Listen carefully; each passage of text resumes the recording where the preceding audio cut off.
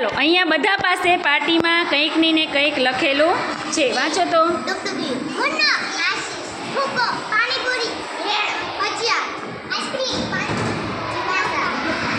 ચલો તો આને આપણે જુદી જુદી પાડવાની છે. રમવાની વસ્તુના નામ, ખાવાની વસ્તુના નામ અને માણસના નામ એમ છૂટા પાડવાના છે. તો ચાલો અહીંથી ખંજરી વાગે એટલે દોડવાનું શરૂ કરવાનું છે અને તમારી વસ્તુ પાસે ઊભા રહી જવાનું છે.